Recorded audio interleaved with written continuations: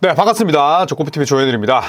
자, 이제 비시즌이 되면서 우리가 또 가장 많이 하는 또 혹은 가장 많이 쓰는 단어가 팀 연봉, 샐러리 캡, 사치세, 1차 에이프런, 2차 에이프런, 각종 이제 이 연봉과 관련된 이야기들이 많이 나옵니다. 그래서 제가 방금 말씀드린 이 단어들이 갖는 의미와 그리고 또 어떤 팀들이 현재 1차 에이프런 혹은 2차 에이프런 밑으로 내려오기 위해서 노력을 하고 있는지 함께 살펴보도록 하겠습니다. 자, 일단 에이프런 제한이 모든 팀들을 괴롭히고 있습니다. 왜냐하면 에이프런을 넘지 않는 선에서 내가 전력도 구축해야 되고 또 샐러리 디자인도 잘 해야 되기 때문에 이제 대부분의 팀들은 샐러리 전문가들을 고용을 하고 있습니다. 그런데 레이커스처럼 좀 샐러리를 살짝은 좀 미숙하게 이렇게 계산하는 팀들도 있고, 반대로 이 바비막스처럼 샐러리 전문가들이 브루클린 네츠에서 또 구단 수뇌부 역할을 하기도 했었어요. 그만큼 숫자에 능하고 샐러리 계산을 잘하고 또 샐러리 제도에 대해서 완벽하게 이해하고 있는 이런 인물들에 대한 그런 요구가 굉장히 높아지고 있습니다. 자, 그래서 에이프런이라는 개념을 우리가 먼저 알아볼 필요가 있는데, 일단 에이프런을 알아보기 전에 사치세는 2024-25 시즌에 약 170밀 정도입니다. 170밀 정도고, 이 사치세 한도는 샐러리 캡의 약 한 120%가 조금 넘는 수치다. 이렇게 보시면 돼요. 자, 그리고 이 에이프런은 사치세 한도에다가 일정한 금액을 추가로 더한 한도입니다. 그래서 보시면 사치세가 170밀인데 퍼스트 에이프런이 178밀, 세컨드 에이프런이 188밀이죠. 그래서 이렇게 일정한 금액을 추가로 더한 한도인데, 이거를 퍼스트 에이프런 그리고 세컨드 에이프런으로 나눕니다. 처음에는 그냥 에이프런만 있었어요. 세컨드 에이프런이 없었는데 이 세컨드 에이프런이 생기면서 모든 팀들이 더 머리를 싸매야 되는 그런 상황이 됐죠. 자, 기존의 사치세 제도를 보완하는 겁니다. 그리고 돈을 엄청나게 많이 쓰고 사치세 따위는 내가 무시할 수 있어, 사치세 따위 개나 줘버려, 이런 구단을 제재라는 단어를 제가 쓰긴 했었습니다만 약간은 좀 운신의 폭을 좁게 만들기 위해서 만든 조치예요. 자, 그래서 사치세에 이어서 에이프런을 초과할 경우에 그 넘어선 금액의 최소 1.7배에서 4.2배가 넘는 그런 징벌적인 사치세도 부과를 하게 됩니다. 그래서 사치세 같은 경우에는 예전에 조 레이커 구단주나 골든스테이트 워리어스는 사치세? 오케이, 그냥 낼게. 에이, 그 정도 내면 되지. 이러다 보니까 이게 그냥 넘어선 사치세만 내면 되다 보니까 결국 돈 많이 쓰는 구단이 우승할 수밖에 없는 구조였거든요. 그런데 이 에이프런이라는 거는 아까도 말씀드렸듯이 사치세에 의해서 에이프런이라는 그 기준점을 만들어 놓고 이걸 초과하게 되면 그 금액을 그대로 내는 게 아니라 징벌적인 금액을 내는 거예요. 1.7배에서 4.2배니까 어마어마한 거죠. 그래서 과거에 비해서 구단들이 무턱대고 돈 쓰면서 우승에 도전합니다. 지갑 풉니다. 그 다음에 계좌 다 가져가세요. 공인인증서 가져가세요. OTP 카드 가져가세요. 이렇게가 안 되는 거예요. 그만큼 이 에이프런이라는 게 모든 팀들을 머리 아프게 만들고 있습니다. 자, 그렇다면 1차 에이프런, 여기에 대한 제한은 어떤 식으로 될까요? 일단 BAE를 못 써요. 바이애뉴얼 익셉션을 못 씁니다. 그 다음에 직전 시즌 TP도 사용을 불가해요. 트레이디드 플레이어 익셉션도 못 씁니다. 그리고 샐러리 매칭 트레이드만 가능해요. 샐러리가 서로 맞아야만 되는 거야. 이것 자체도 머리 아프죠. 왜냐하면 내가 이 선수 데려오고 싶은데, 그 다음에 이 선수 내보내고 싶은데 샐러리가 맞지 않는다? 트레이드가 안 되는 겁니다. 그 다음에 외부 FA 영입 불가하고요. 굉장히 크죠. 그래서 미드레벨 익셉션이 5.2밀로 제한이 된다는 거는 사실 선수의 그런 티어 자체가 높은 그런 자원들을 데려올 수 없다는 거죠. 즉, 연봉 규모가 줄어들고 오퍼할 수 있는 기간도 단축되는 거예요. 그러니까 결국에는 이 선수를 영입하기 위한 각종 그런 이점들, 각종 조치들을 쓸 수 없다는 겁니다. 1차 에이프런 넘어서면. 그런데 이 1차 에이프런이 2차 에이프런이 생성되기 전까지는 1차 에이프런만 존재했었어요. 그런데 더 큰 문제는 2차 에이프런을 넘어섰을 때죠. 자, 살펴보면 2023-24 시즌부터 신설된 규정입니다. 그래서 2차 에이프런을 초과한다. 아예 미드레벨 익셉션을 사용하지 못해요. 1차 에이프런은 제한된 5.2밀 정도의 MLE만 쓸 수 있다면 2차 에이프런은 미드레벨 익셉션 아예 쓸 수 없고요. 외부 FA를 사인 앤 트레이드로 영입을 할 수가 없습니다. 이것도 역시나 선택의 폭이 줄어드는 거죠. 그 다음에 우리가 가지고 있는 FA를 다른 팀으로 사인 앤 트레이드 방식으로 내보내지도 못합니다. 그러니까 사인 앤 트레이드라는 옵션을 삭제할 수밖에 없다는 거죠. 그리고 현금을 넘기는 행위로 트레이드가 안 됩니다. 현금 붙여서 이렇게 트레이드 하는 경우도 있잖아요. 안 되고요. 그리고 2명 이상의 셀러리를 합쳐서 내보내는 트레이드도 불가합니다. 지금 나와 있는 예를 들어서 버디 힐드랑 다리오 샤리치를 합쳐서 이렇게 트레이드가 안 된다는 거예요. 즉 이 말은 한 번의 트레이드에는, 즉 한 건의 트레이드에는 한 명만 쓸 수 있다는 겁니다. 이것도 결국 트레이드의 난이도를 높이는 거 아니겠어요? 때로는 묶어서 팔고 싶고 패키지를 구성하고 싶은데 그게 안 된다는 겁니다. 자, 그 다음에 7년 뒤에 1라운드 지명권을 선수 트레이드에 활용할 수 없습니다. 당장 1년 뒤, 2년 뒤는 아니지만 7년 뒤에 1라운드 지명권을 선수 트레이드에 쓰지 못하고요. 그 다음에 이게 굉장히 결정적이에요. 최근 4년 동안 2차 에이프런 2번 이상을 초과했을 때, 그러니까 최근 4년 동안 딱 절반 정도 세컨 에이프런에 넘어서면 1라운드 픽이 32로 고정됩니다. 이거 굉장히 큽니다. 무조건 그냥 로터리 개수에 관계없이, 전년 성적에 관계없이 그냥 30이 고정이에요. 그렇기 때문에 골든스테이트 워리어스의 마이크 더네비 주니어 단장이나 조 레이커 구단주가 길을 쓰고 2차 에이프런 밑으로 내려오려고 했던 거예요. 왜냐하면 사치세 밑으로 내려오지 않아도 2차 에이프런 밑으로만 내려와도 저런 각종 제한 조치를 또 안 받을 수 있기 때문에, 그래서 2차 에이프런 밑으로 내려오기 위해서 엄청나게 애를 썼고, 그 결과 클레이 탐슨과 또 작별을 하게 된 거죠. 자, 그래서 지난 시즌의 에이프런 상황을 한번 살펴보겠습니다. 자, 지난 시즌 골든스테이트 워리어스가 토탈 에이프런이 총 207mm였습니다. 그러니까 가장 많은 돈을 쓴 거예요. 가장 많은 돈을 썼기 때문에 당연히 퍼스트 에이프런 가볍게 넘었고요. 세컨드 에이프런도 엄청나게 초과했습니다. 그럼에도 불구하고 성적은 44승 38패에 그쳤고요. 그리고 LA 클리퍼스입니다. 자, LA 클리퍼스 보시면 총 200mm를 지출을 했습니다. 200mm를 지출을 했는데 역시나 세컨드 에이프런을 초과했죠. 그리고 피닉스 선즈는 총 192mm를 썼고 역시나 세컨드 에이프런을 가볍게 넘어섰습니다. 자, 그리고 보스턴 셀틱스입니다. 보스턴 셀틱스도 지난 시즌에 세컨드 에이프런을 넘었는데, 자, 지금 보시면 왼쪽에 레코드 보이시죠? 저거는 이제 2022-23 시즌 성적입니다. 그래서 2022-23 시즌 때 저런 기록을 내고 그 다음에 이제 이 금액을 썼다는 얘기예요. 네, 그리고 미러키는 그 직전 시즌 때 58승 24패를 기록을 하고 세컨드 에이프런을 살짝 초과를 했죠. 마이너스 1.7mm니까 지난 시즌 기준으로는 골든스테이트, LA 클리퍼스, 피닉스 선즈, 보스턴, 그리고 미러키가 세컨드 에이프런을 넘었습니다. 그리고 퍼스트 에이프런 넘은 팀은 이제 덴버 너게츠와 마이애미 히트인데 저 두 팀이 또 파이널에서 맞붙었잖아요.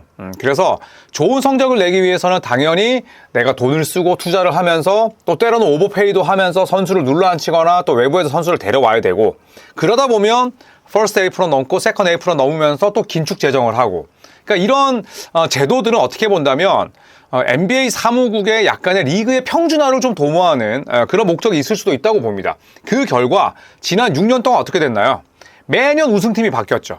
그것도 결국 저는 이런 샐러리 디자인에 대한 각 팀들의 과제, 그 다음에 또 각 팀들의 어려움, 그런 고충들이 저는 70년대 이후로 처음으로 6년 연속 우승팀이 바뀐 그 결과가 되지 않았나, 이런 생각이 듭니다. 자, 그래서 지난 시즌엔 마이애미까지가 퍼스트 에이프런을 초과했고, 그리고 미러키, 보스턴, 피닉스, 클리퍼스, 골든스테이트 워리어스가 세컨드 에이프런을 넘어섰었습니다. 자, 그렇다면 이번 시즌 현재까지는 어떨까요? 어떤 팀들은 로스터 13명만 채웠고 12명, 14명 있는데, 현재까지 지금 7월 12일 현 시점까지의 토탈 에이프런과 그 다음에 퍼스트 혹은 세컨드 에이프런 초과 여부를 한번 살펴보겠습니다.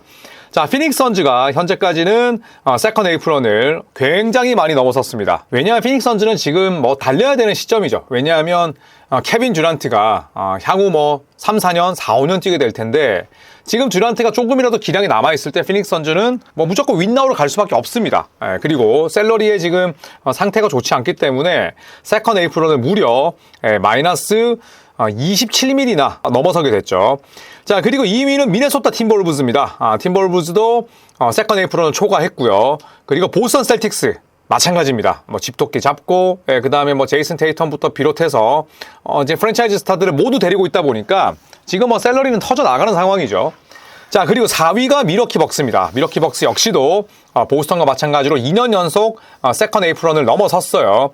자, 미러키도 고액 연봉자들이 많잖아요. 야니스와 크리스 미들턴은 거의 프랜차이즈 스타고, 야니스는 프랜차이즈 스타고, 미들턴은 디트로이트에서 이적을 했지만 커리어 초창기였기 때문에 사실상 프랜차이즈 스타나 마찬가지입니다. 여기에 데미안 릴라드 무지막지하게 또 많은 연봉을 차지하다 보니까 또 한 번 세컨드 에이프런을 넘어섰습니다. 자, 레이커스 상황이 재밌죠. 레이커스는 퍼스트 에이프론은 넘어섰는데 세컨드 에이프론은 가까스로 피했습니다. 르브론 제임스가 페이컷을 해준 덕분이죠. 르브론 제임스의 배려가 아니었더라면 레이커스가 세컨드 에이프론을 넘어설 뻔했는데 그러진 않았습니다. 자, 그리고 마이애미와 덴버가 다시 한번 퍼스트 에이프론을 넘어섰고 그 다음에 골든스테이트 워리어스가 지금은 4-7세 밑으로 내려왔습니다.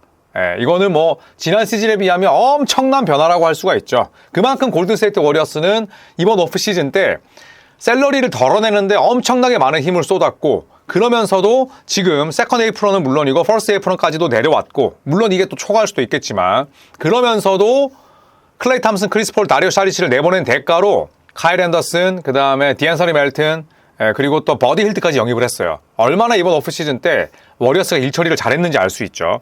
자, 그리고 댈러스 매버릭스도 지금 이 전력을 유지하면서도 굉장히 샐러리 디자인을 잘했고요. 애틀란타는 10위, 현재 좀 깝깝하죠. 팀 전력이나 성적에 비해서. 자, 그렇다면 다가오는 새 시즌 토탈 에이프론 탑 5 팀을 살펴보도록 하겠습니다. 자, 5위는 레이커스죠. 르브론 제임스가 48.7밀, 앤서니 데이비스가 43.2밀을 받고요. 디로라셀이 18.6밀, 루이 하치무라가 17밀, 오스틴 리브스가 약 13밀을 받게 됩니다. 르브론과 AD가 거의 뭐 91밀을 92밀 정도를 받게 되는데 결국 나머지 선수들의 역할이 중요합니다. 르브론 제임스가 페이컷을 해줬다고 하지만 사실 르브론 제임스의 염차나 뭐 커리어를 놓고 봤을 때 사실 굉장히 많은 돈을 받는 겁니다. 그리고 많은 돈을 받는 게 이상한 게 아니죠. 왜냐하면 본인의 가치를 인정받는 거기 때문에. 하지만 레이커스가 결국 더 높은 곳으로 올라가기 위해서는 고액 연봉자 2명을 제외한 18밀, 19밀 이하로 받는 선수들의 반등이 절대적으로 필요합니다. 자, 4위는 밀워키 벅스입니다. 자, 밀워키 벅스는 릴라드와 야니스 아데토쿤보가 똑같은 금액을 받습니다. 그리고 크리스 미들턴이 31밀, 브룩 로페즈가 23밀, 바비 포르티스가 12.5밀인데 뭐 로페즈의 트레이드 루머도 있고 또 포르티스도 마찬가지입니다. 자, 하지만 결국에는 야니스는 늘 푸른 소나무처럼 뭐 제 몫을 해낸다면 이 팀의 관건은 결국 릴라드와 미들턴이거든요. 근데 릴라드도 이제 부상이 잦아지고 있고 그 다음에 또 수비가 안 되고 미들턴 역시도 굉장히 잔부상이 많지만 또 느려졌어요. 그래서 저는 개인적으로 밀워키 벅스가 드루 할러데이를 내보내고 뭐 릴라드를 영입한 게 본인들의 원래 원하는 바가 아니었다고 하더라도 우승에서는 더 멀어졌다고 생각을 합니다. 왜냐하면 지금 팀 샐러리 상황도 좋지 않기 때문에 전력 보강의 여지가 크지 않다. 이게 저는 결국 야니스와 밀워키의 발목을 잡지 않을까 생각을 하고요. 자, 3위는 보스턴 셀틱스입니다. 자, 보스턴 셀틱스는 사실 2025-26 시즌이 문제예요. 이때까지는 괜찮아. 왜냐하면 제이슨 테이텀의 연봉이 34.8mm이기 때문인데 2025년이 되면은 보스턴은 사치세를 팀 연봉보다 더 많이 냅니다. 어마어마한 그런 연봉 규모가 되는 거죠. 자, 일단 다음 시즌 제알런 브라운이 49.2밀, 테이텀이 34.8밀이고요.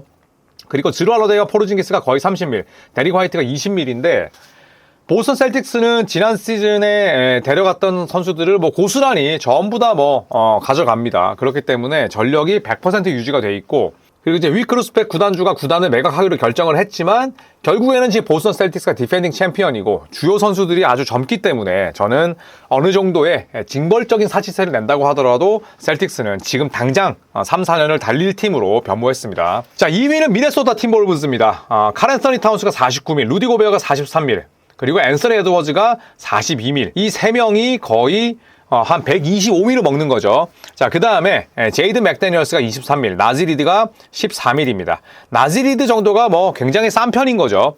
그래서 항상 그 팀이 우승을 하기 위해서는 정말 원투펀치에 대한 금액은 요즘에는 40밀이 그냥 넘어가니까. 그런데 3옵션을 어느 정도에 잡을 수 있느냐, 35밀이냐 아니면 40밀이냐 아니면 30밀이냐, 여기에 따라서 팀 샐러리의 여유가 엄청나게 생기고, 제이든 맥데니얼스가 살짝 비싸다고 생각할 수 있지만 나즈리드처럼 올해 식스맨상을 받은 선수가 연평균 14밀을 받으면 전체적인 토탈 에이프론은 높지만 미네소타가 그나마 숨통이 트이는 거예요. 만약에 나즈리드도 돈 많이 받는다 했으면 사실 리드를 잡지를 못했겠지만 리드를 잡지 못한다면 그만큼 전력은 약해지는 거잖아요. 그래서 항상 오버페이가 있을 수밖에 없고 프랜차이즈 스타일에 대한 예우도 해줘야 되지만 롤플레이어들, 식스맨, 세븐스맨, 심지어 에이스맨, 8번째 선수들, 이런 선수들을 얼마나 착한 가격으로 잡느냐도 요즘에 단장들, 구단 수뇌부의 아주 또 중요한 역량 가운데 하나입니다. 자, 마지막으로 피닉스 선즈입니다. 자, 피닉스 선즈는 정말 막대한 연봉을 쓰고 있습니다. 자, 다음 시즌 연봉을 보시면 와, 깝깝합니다. 진짜 깝깝하다기보다는 눈이 휘둥그레집니다. 듀란트 51밀 줄 수 있죠. 여전히 최고의 선수고. 브래들리 빌 50밀 살짝. 데빈 부커 49밀. 야, 이 세 명을 합치면 얼마? 150밀이 넘습니다. 150밀이. 자, 그래서 20밀짜리 선수 없고요. 30밀짜리 선수 없어요. 바로 10밀대로 내려갑니다. 유서프 너키즈가 18.1밀, 그레이슨 알렌이 15.6밀인데 이번에 로이스 오닐도 잡았죠. 에릭 고든 떠났지만 또 조시 오코기도 잡았죠. 셀러리가 진짜 제 볼처럼 터져나갑니다. 야, 3명한테 150밀, 피닉스 선즈가 유일합니다. 예, 그만큼 피닉스 선즈는 이 멤버로 우승해야 돼요. 왜냐하면 팀 내에서 최고 선수가 듀란트야. 88년생입니다. 그 다음에 팀 내 두 번째 선수가 데빈 부커야. 프랜차이즈 스타입니다. 브래들리 빌 팔고 싶지만 팔 수 없어. 왜? 트레이드 거부권이 있어요. 그러면 결국 이 3명으로 2, 3년 동안 결국에는 결판을 내야 된다는 건데 쉽지 않아 보입니다. 자, 이상 에이프런의 정의와 그 다음에 어떤 팀들이 다음 시즌 돈을 많이 내는지에 대해서 알아봤습니다. 참 NBA는 복잡하죠. 샐러리도 많이 공부해야 되고 진짜 어떻게 본다면 비시즌이 시즌보다 공부를 해야 될 게 더 많고 또 지켜보는 재미가 약간의 또 다른 종류의 재미 이런 게 있다 보니까 비시즌이 지겹지 않고 또 금세 흘러가는 게 아닐까 생각을 합니다. 또 다른 컨텐츠로 돌아올게요. 고맙습니다.